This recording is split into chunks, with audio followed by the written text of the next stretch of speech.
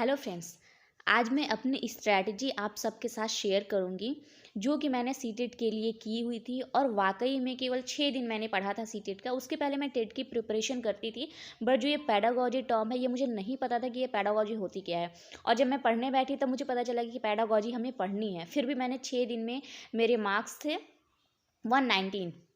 और मैंने किस तरह से पढ़ाई की, केवल 6 डेज़ में मैंने क्या क्या पढ़ा था। तो फर्स्ट स्टेप आते हैं सीडीपी पे। तो सीडीपी में आपको क्या पढ़ना है, साइकोलॉजी में सीडीपी पढ़ना है। और सेकंड थिंग आपको पढ़ना है इंक्लूसिव एजुकेशन। और जो थर्ड चीज़ आपको पढ़नी है वो आपको पढ़नी है टीचिंग मैथडोलॉजी।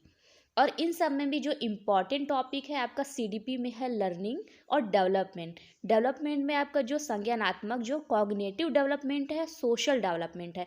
ये दो डेवलपमेंट आपको बहुत अच्छे से पढ़ कर जाना है, जिसमें से आपका जीन पियाजे थ्योरी है और कोहलबर्ग थ्योरी है, वाइगोस्की थ्योरी है।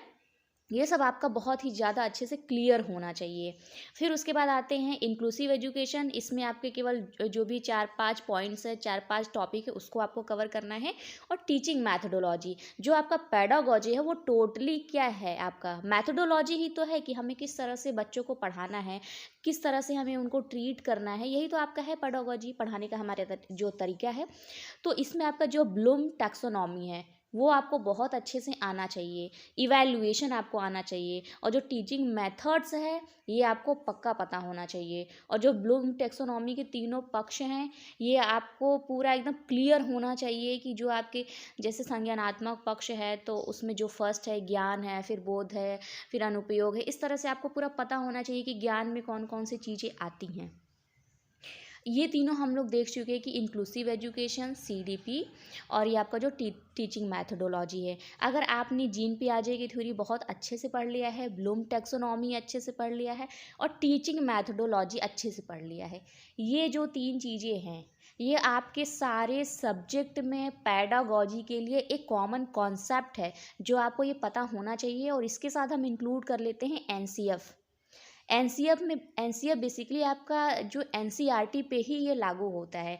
एनसीएफ जो स्टेट पर है, स्टेट वाले इतना नहीं लागू करते हैं, लेकिन एनसीएफ आप अगर चाहे केवीएस में चाहे एनवीएस में जाए, वहाँ पर जो पढ़ाई होती है वो टोटली जो एनसीएफ का ही उसमें अप्लाई किया जाता है कि हमें बच्चे को किस तरह से पढ़ाना चाहिए। तो आपको सबसे पहले तैयारी शुरू करने से पहले ही आपको एनसीएफ और आरटीई पढ़ना चाहिए कि इन दोनों का मेन बेसिक क्या है, दोनों में बताया क्या गया है और एनसीएफ में है क्या। अगर आप एनसीएफ पढ़ लिए तो आप ये समझ लीजिए कि जो ये पेडागॉजी है उसका आप 80% तो पूरी तरह से कंप्लीट कर चुकी हैं। तो ये हमारा पेडागॉजी का कॉन्सेप्ट हो गया कि हम कैसे सॉल्व करेंगे। अब फिर हम आ जाते हैं मैथ्स पर। मैथ्स में क्या है कि टोटली आपका जीन पियाजे, अभी जो मैंने पेडागॉजी के 3 कॉन्सेप्ट बताए थे, जीन पियाजे हो गया, ब्लूम टैक्सोनॉमी हो गया और एनसीएफ हो गया, ये 3 हर जगह अप्लाई होगा, हर सब्जेक्ट में अप्लाई होगा। और मैथ में केवल एक और आपको पढ़ना है, वान हिले। आपको इनकी थ्योरी अच्छे से पढ़नी है और ये आपका मैथ पूरा क्लियर हो गया पेडागॉजी वाला।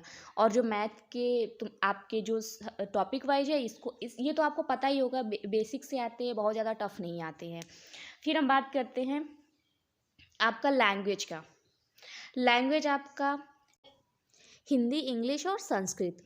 आपकी जो इसमें आपका जो ग्रामर पोर्शन है वो आपको तो पढ़ना पड़ेगा और आप सबका बेसिकली तैयार होगा। आप लोगों को प्रॉब्लम हो रही होगी पैडागोजी में। तो जो हमने पिछला बताया है कि जो एनसीएफ है, इन तीनों सब्जेक्ट में सिर्फ एनसीएफ का ही मेन रोल है जो आपका लैंग्वेज पैडागोजी है।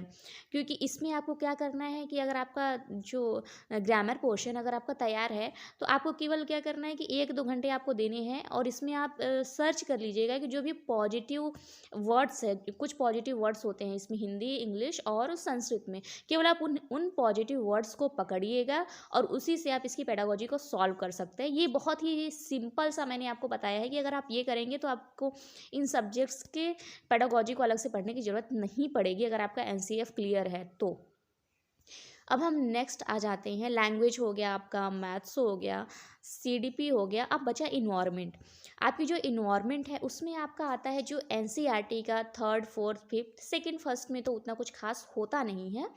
आपका ईवीएस अगर आपने पढ़ा हुआ है एनसीईआरटी से तो उससे बाहर कुछ भी नहीं आता इन्वायरमेंट में।